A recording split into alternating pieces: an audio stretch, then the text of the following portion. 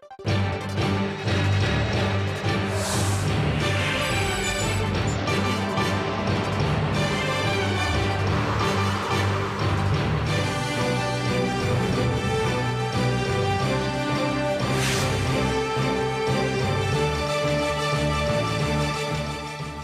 2 in the afternoon on Tuesday, September 16th here in Korea. Thanks for tuning in. Live from Seoul, I'm Laah Hyun-kyung. The stories we are following at this hour. The security chiefs of Korea and the U.S. meet in Washington. They agree not to specify a date for transferring wartime operation control, while the U.S. shows support for President Park's vision of reunification. World leaders and diplomats from dozens of Western and Arab countries vow to fight against Islamic State militants in Iraq, but Iran expresses its discontent over the U.S.-led global coalition. And is the Korean economy on the right path to recovery? Many experts still aren't sure, while foreign investment banks lower Korea's economic outlook. In our top story this afternoon, the United States has given its backing to President Park Geun-hye's North Korea policies, including a three-point proposal made earlier this year for the two Koreas to prepare for reunification. That support was confirmed in Washington on Monday, where Seoul's National Security Advisor Kim Kwon-jin told his American counterpart Susan Rice that a unified Korea would also serve the interests of neighboring countries. After Rice briefed Kim on her recent trip to China, the two agreed to work more closely with Beijing on denuclearizing North Korea. They also reaffirmed that their countries' close policy coordination and strong joint defense posture are essential in countering mounting security threats from Pyongyang. And another issue topping the agenda of that meeting was the transfer of wartime operational control from the U.S. to South Korea. Diplomatic sources in Washington say both sides have agreed not to specify a set date for the transfer, with Kim and Rice deciding that it's best to continue monitoring the situation. As for some media reports that say Seoul and Washington have agreed to postpone the OPCON transfer 6 to 7 years from the original set year of 2015, South Korea's defense ministry said discussions are ongoing. It says the goal is to draw a conclusion on the conditions and date of the transfer at the South Korea-U.S. Security Consultative Meeting next month. And back here in Korea, President Park Geun-hye spoke about April's ferry disaster and how it is log-jamming the parliament. At today's cabinet meeting, she said it's not up to her to give authority to anyone to investigate or indict those responsible for the accident. The victims' families want the investigative committee stated in the bill to be granted such authority. Now, this was in response to the main opposition party calling on the president to resolve the current political discord over a bill that would set up the probe. President Park said by intervening, she would violate the separation of powers and ultimately damage Korea's judicial system. She then urged the National Assembly to quickly get past the ferry bill and focus on improving people's livelihoods. Now, exactly 1 year ago today, operations at the joint inter-Korean Kaesong industrial complex were resumed after a 5-month suspension due to cross-border tensions. While the park is back up and running near the level seen prior to the shutdown, our Kan Kim reports frosty inter-Korean ties are standing in the way of its future development. After a 5-month hiatus due to cross-border tensions, the Kaesong Joint Industrial Complex resumed operations last September and has been on the track toward normalization ever since. The production volume at the complex this June stood at $37.6 million, which is about 80% the average level for the month. The number of employees working at Kaesong topped 52,700 last month, which is 99% of the level before operations came to a halt last year. But while the figures are rebounding, there are loose ends that still need tying up. The two Koreas have yet to reach agreements on a number of issues, including providing internet access at the complex and installing a simplified electronic entry system. The two sides aren't even meeting to discuss the matters. The North says it won't hold talks with the South over Kaesong until Seoul lifts economic sanctions that were imposed after the North's attack on the warship Cheonan in 2010. It also wants a pledge that South Korea will end its joint military exercises with the United States. Seoul has been unwilling to budge on either. Another issue is a conflict within South Korea. The Export-Import Bank of Korea provided insurance payouts to South Korean firms who do business at Kaesong during the 5-month halt in operations last year. Now they want those payments back, a request that has so far been denied by the firms. We have proposed revisions to the amendment that cover losses when operations at the industrial park stopped, but our requests have not been granted. The joint industrial park has been one of the few remaining symbols of inter-Korean cooperation since it was established in 2002. And while it's back up and running, its long-term success will depend on the two Koreas' ability to hash out their differences and bring in more investment to adapt to the changing times. Connie Kim, Arirang News. The 69th UN General Assembly gets underway on Tuesday in New York City, and it's garnering extra attention in South Korea because one of the top agendas this year is the human rights situation in North Korea. A foreign ministerial level meeting on the issue will be attended by South Korea's Foreign Minister Yoon Byung-se, U.S. Secretary of State John Kerry, Japanese Foreign Minister Fumio Kishida, and many other European foreign chiefs. Now, in a rare move, North Korea will send its Foreign Minister Lee Soo-yong to New York to rebut the argument and defend its human rights conditions. The move for open international discussions about the issue comes after failed attempts to secure the release of 3 American citizens detained in North Korea. And moving on to the situation in the Middle East, officials from Western and Arab nations have wrapped up talks in Paris about providing military assistance for war-torn Iraq. The conclusion made by some 30 countries was to provide aid. This as the U.S. begins another round of airstrikes against the militant positions in Iraq. Our Park Ji-won has this report. The U.S. has expanded its aerial bombing campaign to target IS militants near Baghdad. It was the 162nd round of airstrikes by the U.S. in Iraq since early August, but the first since Washington's move to form a global coalition against IS and the first in direct support of Iraqi forces fighting the militants. On the diplomatic front, some 30 Western and Arab countries, including Qatar, Saudi Arabia, and Kuwait, gathered for the Paris summit, where they pledged to provide military support to Iraq to help the war-torn nation defeat Islamic State militants.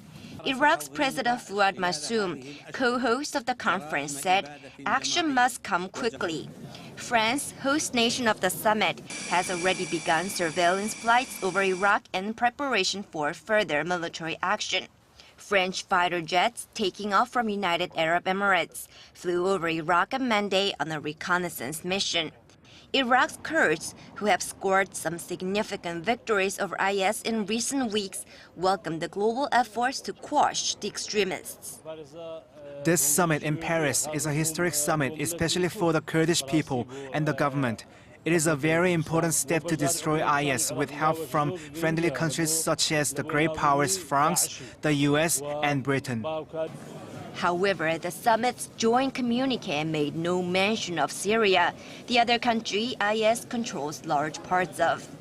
Neither Syria nor its main ally Iran were represented at the summit, mostly assembled by the U.S. While the U.S. warned Syrian President Bashar al-Assad not to interfere with potential U.S. airstrikes inside his country, Iran's Supreme Leader Ayatollah Ali Khamenei on Monday expressed his discontent with the U.S. coalition from a hospital where he had just undergone prostate surgery. In the last few days, we've had some excitement, and with that excitement, we've been hearing from American officials making comments on forming a state, which are blank, hollow, and self-serving, and lack in any direction. Although Iran says it supports the Syrian and Iraqi government's fight against the militants, U.S. Secretary of State John Kerry said last week that it would be inappropriate for Tehran to join the global coalition because Iran is a state sponsor of terrorism. Park Ji-won, Arirang News. Following the Liberian president's call for more support in containing the deadly Ebola virus in West Africa, U.S. President Barack Obama is expected to significantly shore up American support when he unveils his Ebola plan on Tuesday. Sources in Washington say the support will include 5 Ebola treatment centers equipped with about 500 beds to be built around Liberia's capital and some 400,000 home treatment kits, as well as logistical support from the Pentagon for the overall relief effort. Meanwhile, the United Nations Security Council will convene an emergency meeting on Thursday on the request of the U.S. America's UN Ambassador Samantha Power said all member states were asked to come with quote-unquote concrete commitments to tackle the outbreak that has now killed more than 2,400 people. In the year 2012 for Korea was at its record high. All of the day's important events close to home and around the world. Join Laah Hyun-kyung live from Seoul. Shopping market thinks the true meaning of creation shines through. New evidence to prove that Japan forced women into sexual slavery during wartime has been revealed. The new findings will be used to counter Japan's repeated denials of the atrocities that were carried out against tens of thousands of women, many of them Korean. Our Son Jung-in reports. 16 Korean women appear in a 15-minute video clip sharing accounts of how they were victimized by Japan's military. Publicized by the Association for the Pacific War Victims after 21 years, it's expected to be used to fire back at Japanese Prime Minister Shinzo Abe, who has said no clear evidence exists to support claims of Japan's sexual enslavement of women. They told us our country had been taken away and that we have to come to Japan to be forced to work. We never got paid. The recording was taken during interviews by a Japanese government delegation sent to Korea in 1993, right before Tokyo issued its landmark Kono Statement apology. The head of the group said the video was not released at Tokyo's request, but that they decided to reveal it now due to Japan's continued distortion of the truth. Although a majority 14 of the victims have since passed on, the group emphasized that proof remains alive. It plans to report the clip to the United Nations and reveal the video piece by piece, depending on the attitude of the Japanese government. Son Jung-in, Arirang News. And international awareness about the issue is growing, with Beijing joining in on the global campaign. China is now the second country outside Korea to unveil a statue honoring the former sex slaves. Our Kim Min-ji has the details. An elderly woman is reminded of her past sufferings as she stares at a monument of a girl who's shown cowering while covering her face. China has unveiled its own statue dedicated to the women forced into sexual slavery by the Japanese military during wartime. It's the first such statue in China in honor of the victims, known euphemistically as comfort women. The monument follows in the footsteps of similar ones in Korea and the United States. Currently, there are 2 statues in the U.S., one in the California city of Glendale and another in the Detroit suburb of Southfield. Both are replicas of the peace monument that Korean civic leaders set up in front of the Japanese embassy in Seoul nearly 3 years ago. The organizers of China's statue did not mention where it will be located, but the unveiling coincides with the release of The Eyes of Dawn, a Chinese movie that is based on the victims' stories and the pain and suffering they were forced to endure at the hands of the Japanese military. Around 2,000 women, mostly Koreans, were forced into sexual servitude by Japanese soldiers during World War II. The movie reenacts scenes from history and carries the message to never forget. The movie, which hits the screens in China later this week, is expected to shed light once again on Japan's wartime atrocities and the Japanese government's failure to fully make amends. Kim Min-ji, Arirang News. And moving on to economic news, there is mounting criticism in Korea that the government is bombarding low-income people with cigarette and local tax hikes. But a recent report shows Korea may be pretty soft on higher-income earners compared to other nations. According to a report by the OECD, Korea's income tax to GDP ratio stood at 4% in 2012. That's the third lowest level among the 28 OECD member states surveyed.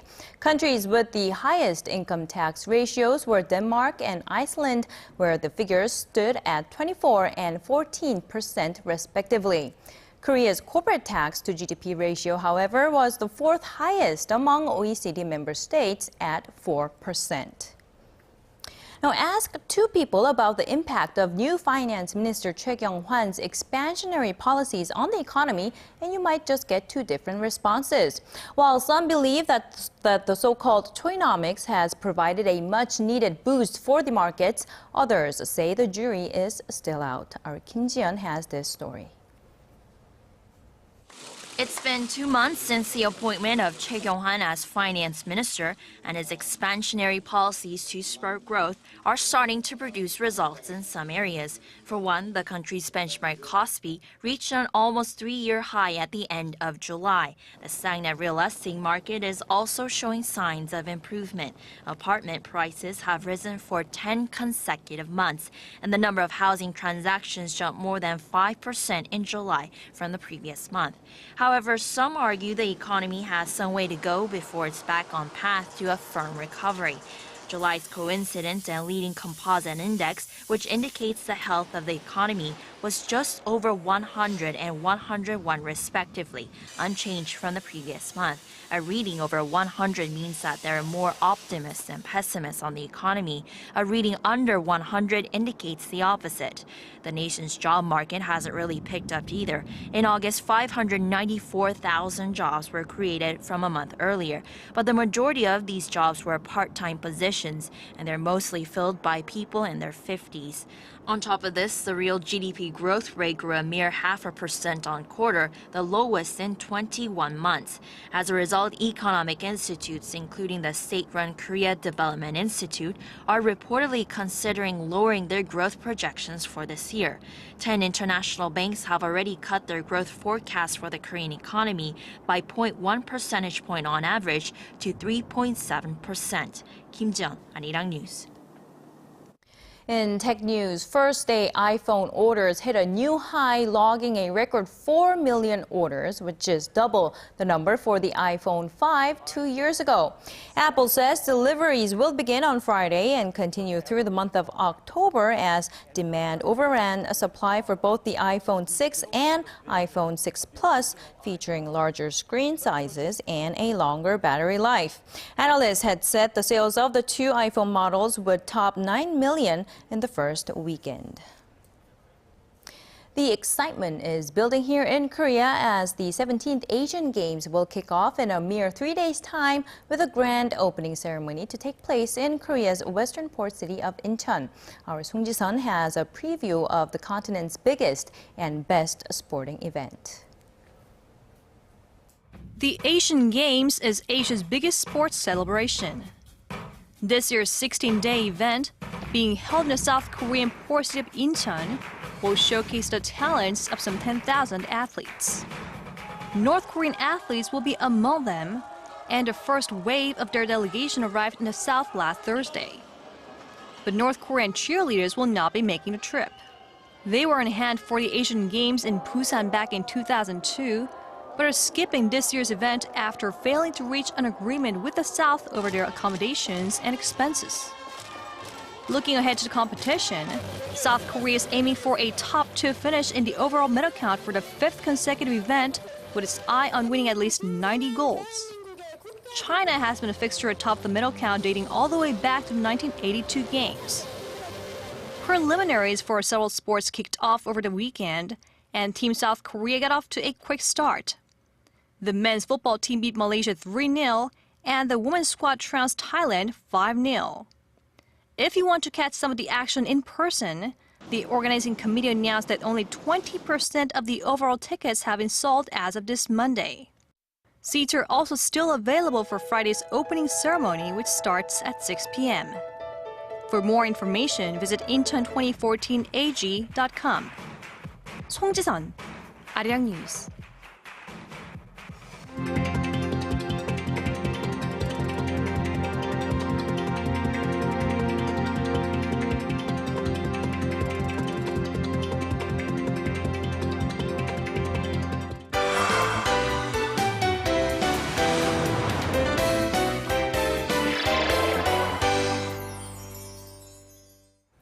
The Beatles and Queen. Most would agree that no explanation is needed to describe how the two legendary bands changed the music industry. They took the world by storm decades ago, and they are still doing it all these years later. Our Im Hyun-hee joins me today with an explanation as to how they're doing that. Good afternoon, Hyun-hee. Good afternoon. Right, so like you said, these two, are iconic legends and just cultural icons in the industry.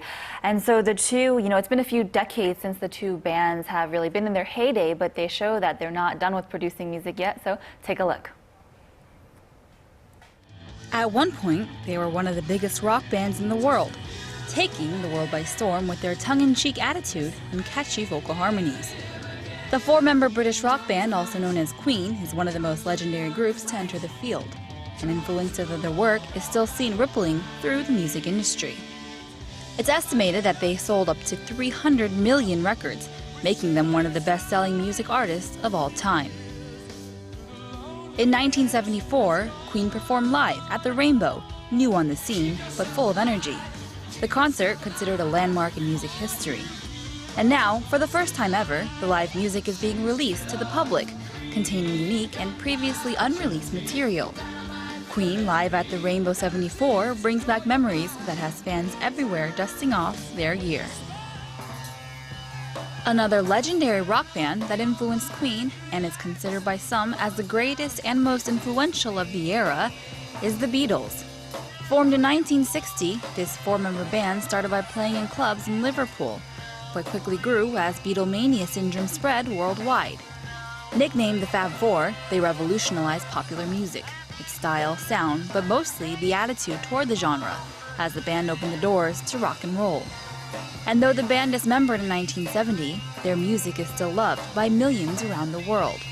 So the recently released Beatles mono vinyl remasters has Beatles fans everywhere breaking out their record players. The 14 albums have been restored to their original glory, each vinyl replicated precisely down to the original artwork. We are cutting straight from the analog tapes and referring to the original cutting notes. We're not trying to recreate the originals, but we're trying to produce the original intention.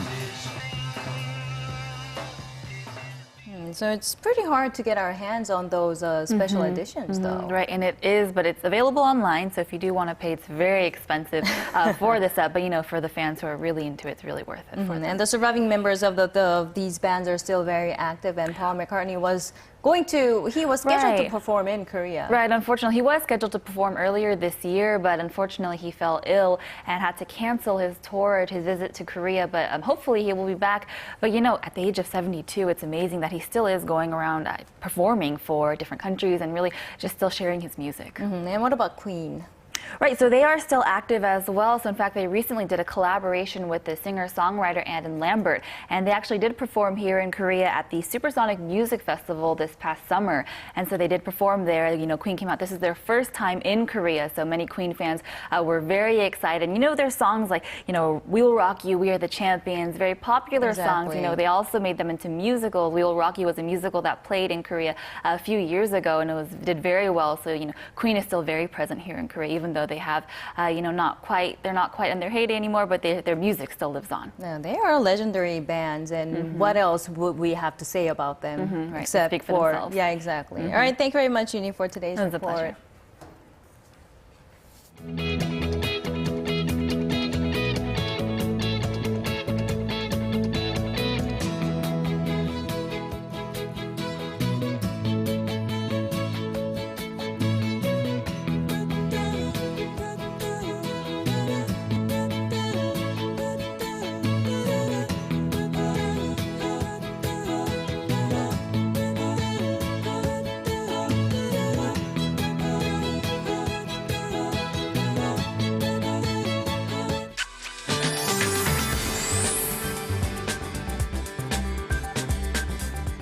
Good afternoon, I'm Michelle Park here with the latest weather forecast. The unpredictable weather continues and the skies were gray this morning, but now we have clear blue skies and a nice cool breeze to it. However, the clouds will be moving in from up north as the day progresses, and especially in the southern regions and Jeju Island. Now, and I said the weather is pretty unpredictable this time of the year, and temperatures this afternoon are reaching into the high 20s. But they'll even drop lower than yesterday overnight, so make sure to carry a light cardigan or a sweater with you.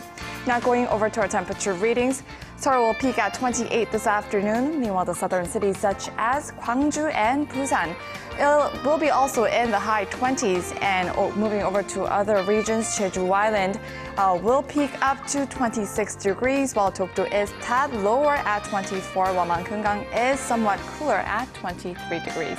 Well, that's all for now. Michelle Park, and back to you, Hyun-kyung. All right, thank you, Michelle, for the weather update. That does it for this edition of our newscast. Thank you for staying with us. I'll be back with more at 4 p.m. Korea time.